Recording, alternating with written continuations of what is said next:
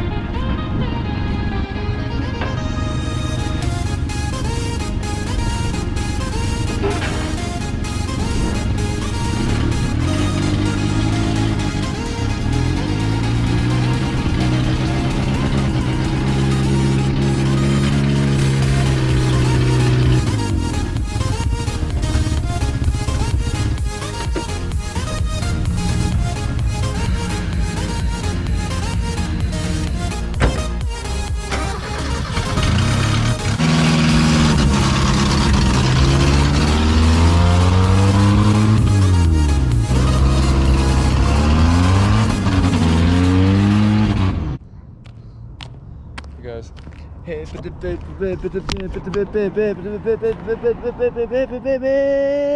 and revs up and then decides to not rev up.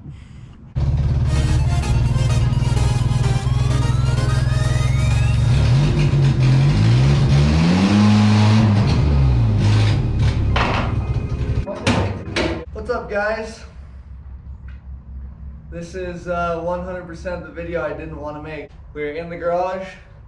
We got ye old turbo Miata up on ramps, and as you heard, it's running on 2 cylinders. So let me give you just a little bit of backstory, and then we'll jump into the good content. But I drove this car 3 hours to Provo, Utah to sell it to a kid. Sending videos of me driving it around, doing pulls, running, pictures of everything. We had a deal set. I drove it, and about right as I was pretty much getting off the freeway, I noticed it felt a little down on power, and I was like, it's probably just the elevation change, no big deal. And got off the freeway, didn't really have a chance to get in it at all and see. Dang, dump truck's loud. Didn't really have a chance to get on it at all and see if it was, you know, still making power. If anything, it ran smooth. I was sitting at the stoplight, turned into the gas station. He checked it out, liked everything. We hopped in to take it for a test drive. And I was in the passenger seat and couldn't tell, but it felt a little rough when I started. And I was like, huh, that's weird. And he held it to the floor and couldn't get it to move. I mean, it's like you hold it to the floor and it just like barely revs up.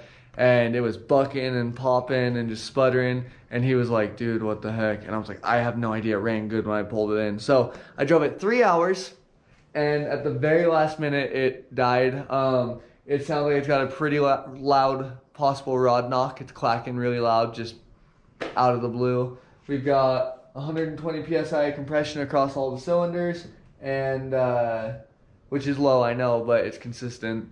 And it's not firing on the back 2 cylinders. So I'm going to fire it up real quick and show you. I'll pull the spark plug wires off and you can see the difference and everything. But yeah, so we are diving into the Miata. I am broke and I was gonna sell it and it was gonna fix a bunch of stuff, and now I have to figure out if I need an engine or not. We're gonna dive into it and find out pretty much right now if we are going to be able to rebuild this engine, or if we're gonna need to find another engine, or if by some miracle it's something stupid. So let's jump into it.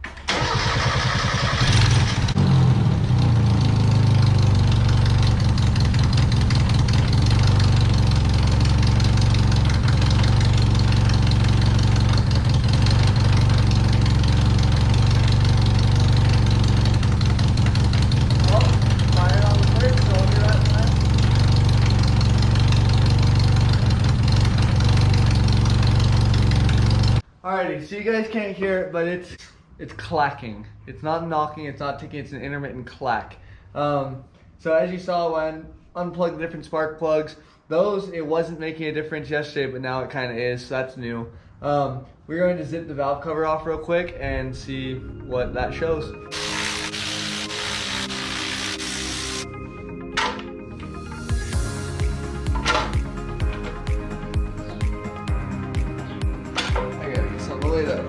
Gotta check the cardboard, the valve cover the way I want it to get juicy.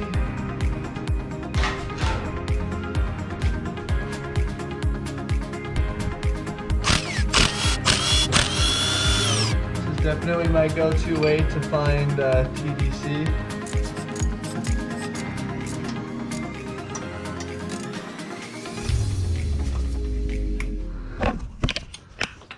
Don't know if this is accurate, but it looks like a jump timing on that side. So I'm going to throw some crescent wrenches on there and try and adjust timing real quick. So I'm gonna throw you guys up on time lapse. Basically, it looks to me like this is a couple teeth over, so we're gonna try and straighten it out and see what happens.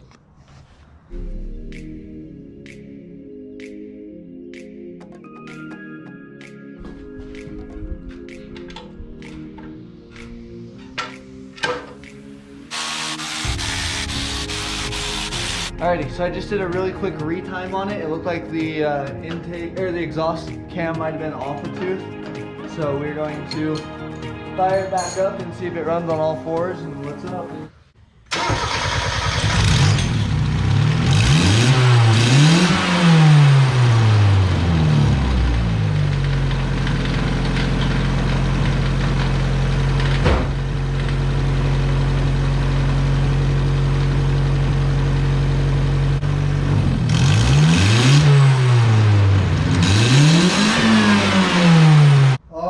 Kidding me. That was 100% it, guys. It's running like literally how it was. So that's all it was. That's freaking frustrating. I don't know how it jumped timing, but I'm gonna zip the valve cover the rest of the way down, and I've got to very carefully repair a coolant leak I just found, and we will take it for a quick little rip and see what happens. Whew. Actually, I'm not even gonna repair the coolant leak before I take it for a rip. I just want to go see if I fixed it or not, and then I will deal with the coolant leak and everything.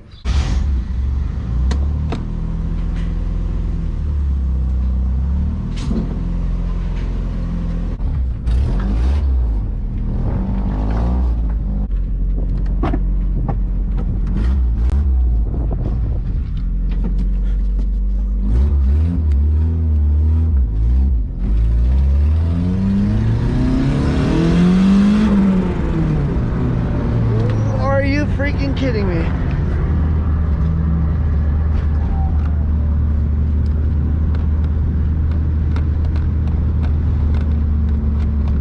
Seatbelt's locked, but whatever.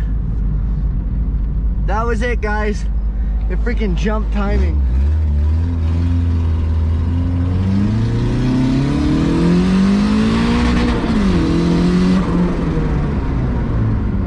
Are you kidding me? Wow, I cannot freaking believe it right now.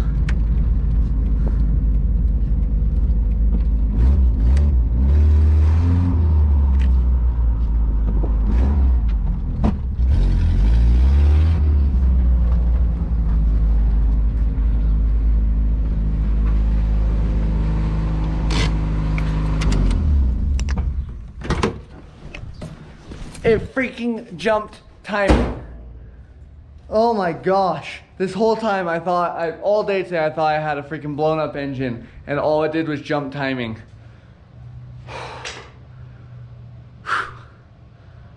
Alrighty, that is insane.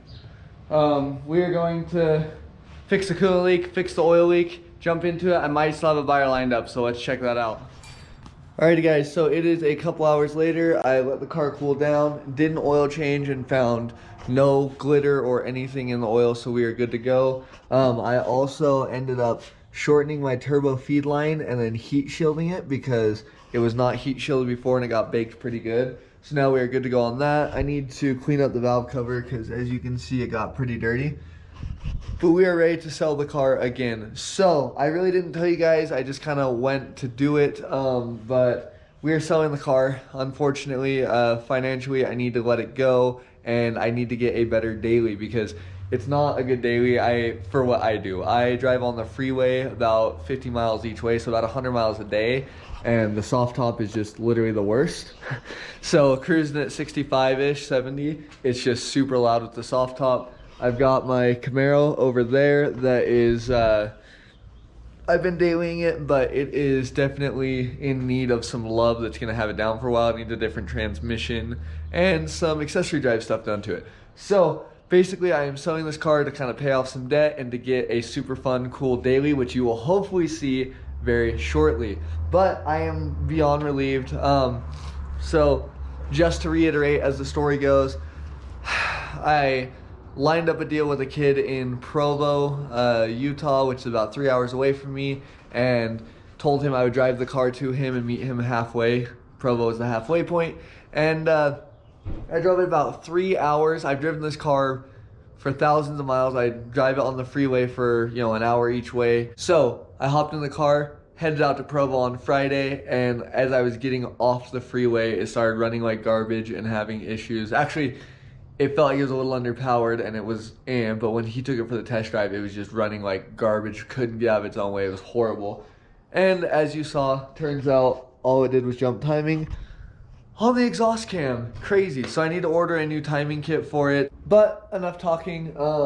That is the story. Obviously you saw I went and picked the car up, brought it back, figured out what's wrong with it, and we are good to go. So we are unfortunately selling the abandoned Miata. It's been a really fun ride. Those of you that have been subscribers for a while have seen the videos. I made a few videos that I never finished editing of tuning the car and everything. It's currently tuned on 5 PSI and doing awesome. And I've been driving the heck out of it since we did the turbo build. Tomorrow. Alright guys, so it is actually the next day. I did something last night after I shut the camera off. I pulled the wheels and tires off the Miata and took them over to my father-in-law's house. He's freaking amazing and he did me a huge favor. This car has needed an alignment ever since I lowered it. Actually a little bit before then even. And as you can see, that's not supposed to look like that. That side is definitely supposed to have tread like that side. So what we ended up doing was, that was the inner edge of the tire, and it was wearing on the inner edge. That's the back side of the wheel. So I had him pull the tire off of one wheel, swap it on the other, and vice versa, to put the wear on the outside edge because the car is cambered in, and so it was wearing them funny. I am going to go have the car aligned before the new owner picks it up. Still don't have a buyer lined up, but when somebody decides to buy it. But yeah, so I just decided to do that.